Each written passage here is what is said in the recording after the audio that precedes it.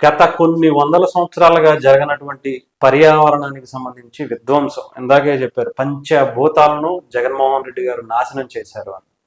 ముఖ్యంగా ఈ 5 ఏళ్లలో గడిచినటువంటి 2019 నుంచి ఇప్పుడు 2024 వరకు జరిగినటువంటి ఆంధ్రప్రదేశ్ పర్యావరణం అంతా ఇంత కాదు, విధ్వంసం చేసింది.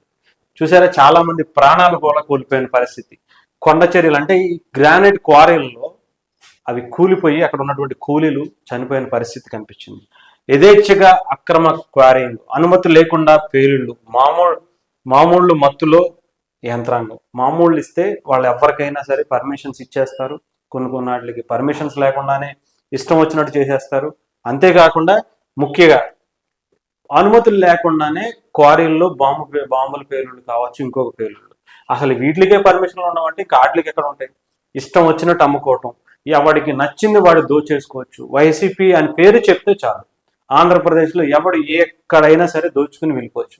అది మనుషులనైనా సరే, లేదంటే కొండల్ని, గుట్టల్ని, గాలిని, నీరుని, ఏదైనా సరే మొత్తం దోచుకోవడానికి చాలా అద్భుతమైనటువంటి వేదిక వైఎస్ఆర్సీపీ పాలన.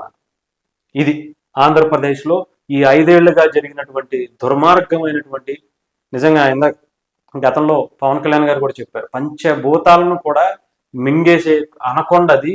మీరు అనవసరంగా ఆయన ఎన్నుకున్నారు. ఆయన అలాంటి వ్యక్తి కాదు.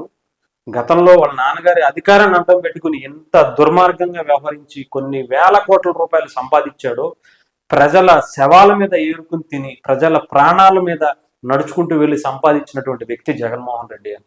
ముఖ్యంగా ఈ రోజు చూడండి, ఇవన్నీ ప్రాణాల ఉసురన్నీ కూడా ఈసారి జగన్మోహన్ రెడ్డి గారికి డెఫినెట్ గా తగులుతుంది. తగిలే ఈసారి సగం తగిలే కూర్చున్నాడు.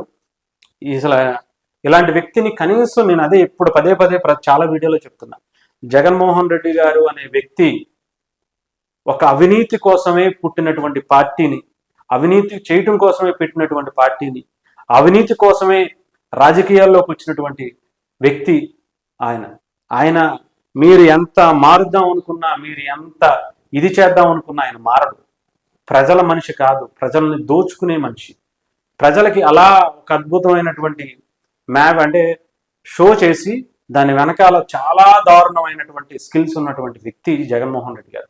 పదే ఎందుకు చెప్తున్నామంటే, ఇలాంటివి రోజుకి కొన్ని వందల విషయాలు బయటకు వస్తున్నాయి. ఇలాంటివి ఇంకొక 5 ఏళ్ళు మీరు ఉండుంటే ఆంధ్రప్రదేశ్ పరిస్థితి ఏంటనేది ఒకసారి ఆలోచించుకోండి.